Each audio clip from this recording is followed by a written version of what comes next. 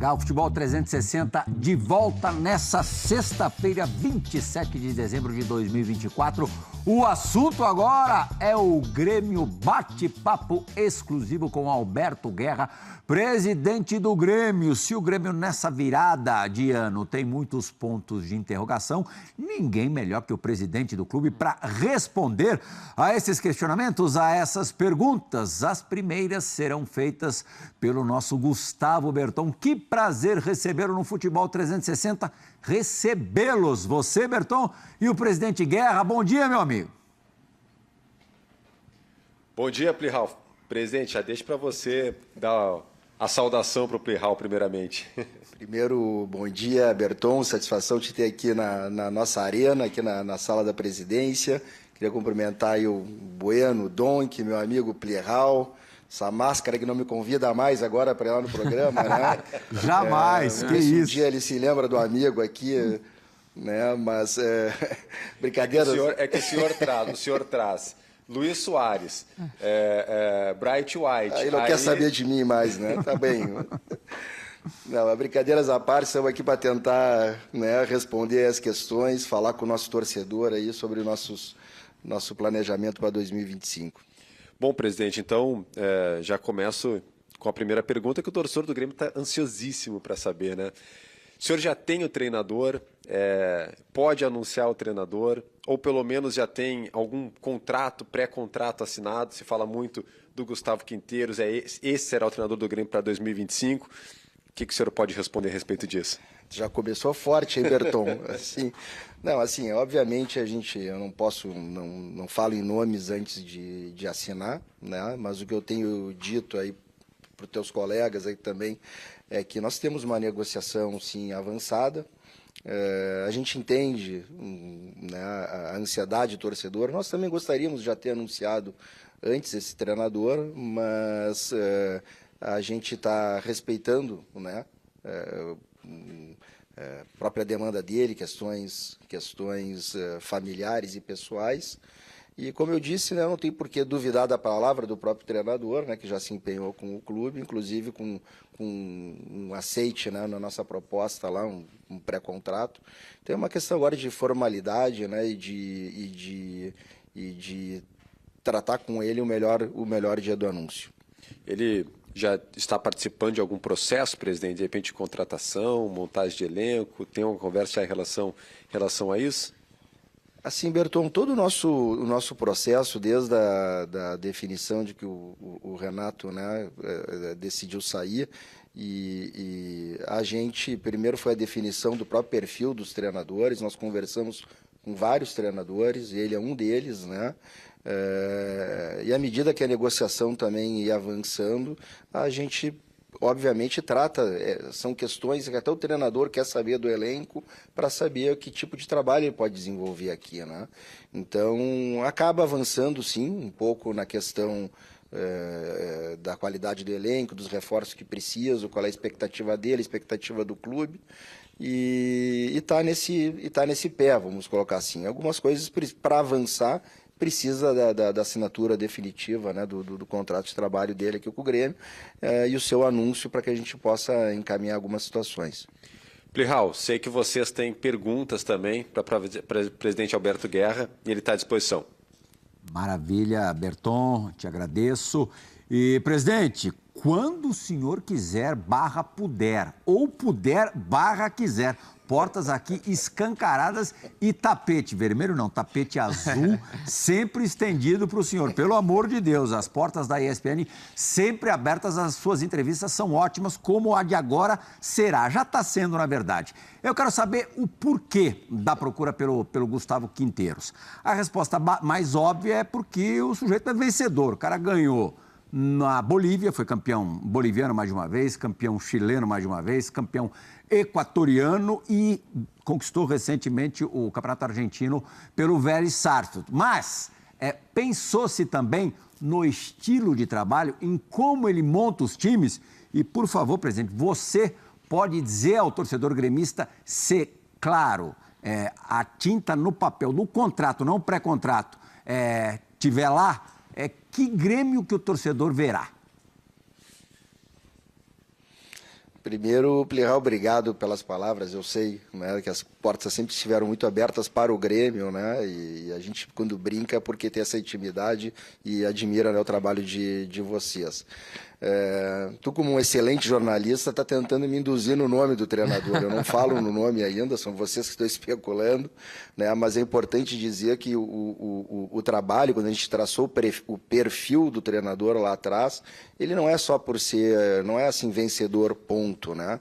Foi feito todo um trabalho muito bacana aqui pelos scouts do Grêmio, pelo executivo, pelo Lázaro, que é de São Paulo, né, que vocês conhecem bem, mostrando o perfil dos treinadores, né, como é que eles jogavam nas últimas temporadas, não só nessa última, né, mostrando o nível de investimento dos clubes também, para ver com o que ele trabalha, né, e quando a gente vai avançando, e não foi uma frente só, né, foram abertas algumas frentes, a gente vai negociando. O que a gente buscou nesse perfil?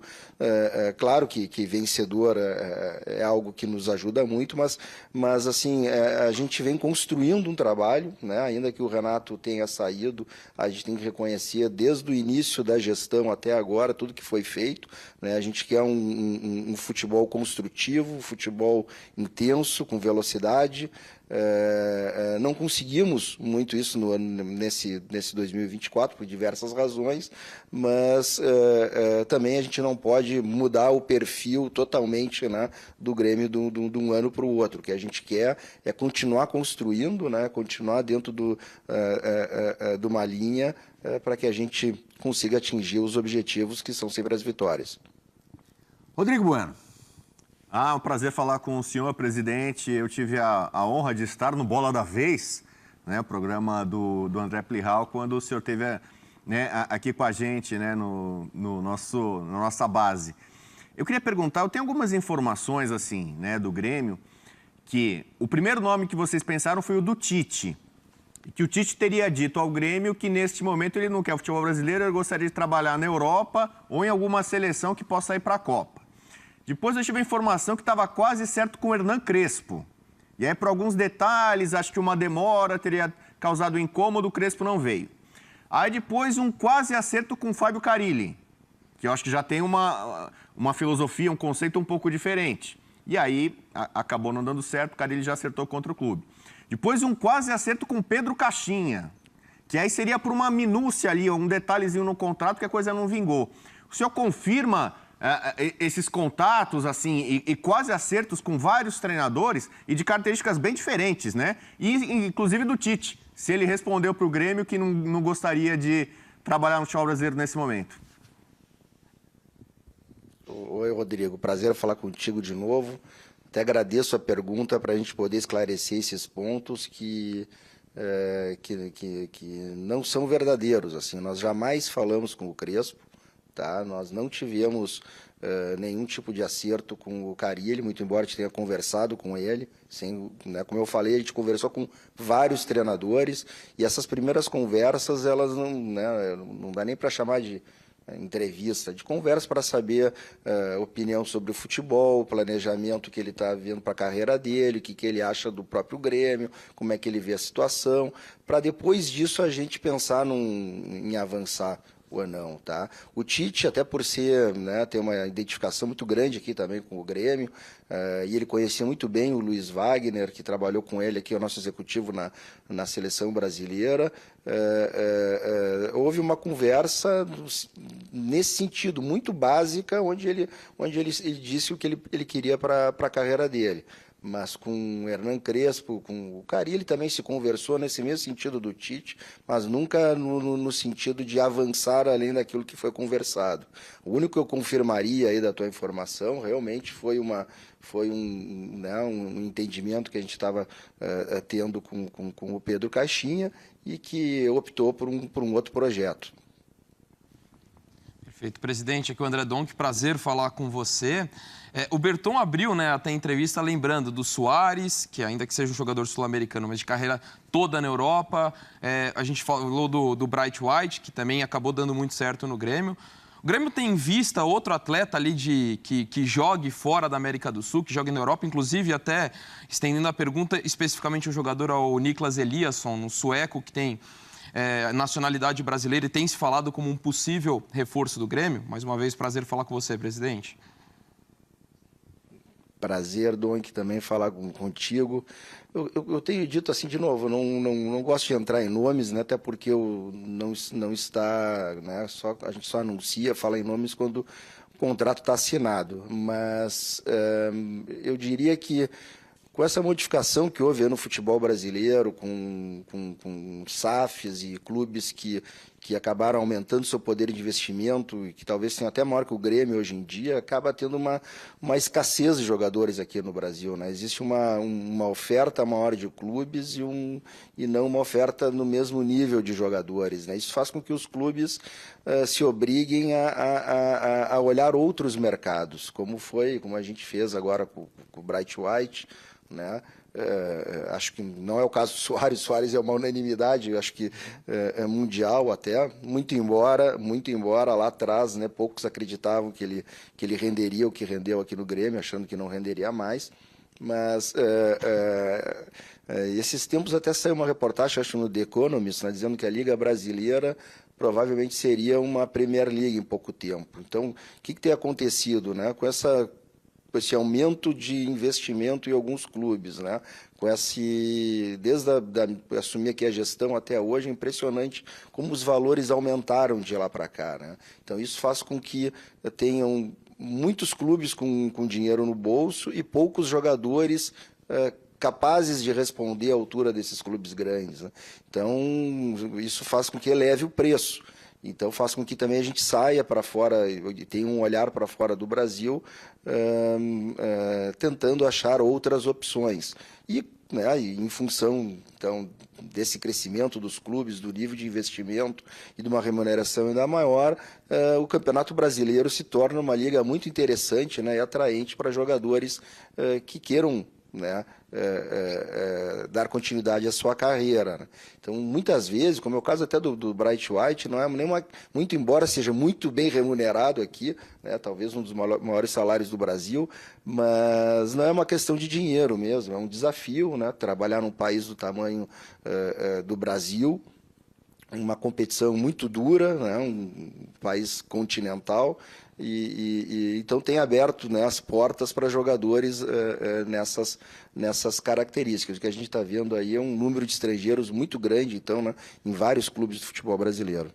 O Bright White é ideologia pura. A gente teve a chance de conhecê-lo aqui no Bola da Vez, um personagem muito interessante e que definitivamente de dinheiro não precisa mais na vida, para sorte dele. Bom, o presidente está ensaboado pra caramba, né? Tá difícil abrir alguma coisa. Já que ele não quer falar tanto em quem pode vir, falar um pouquinho ainda de resquícios de 2024.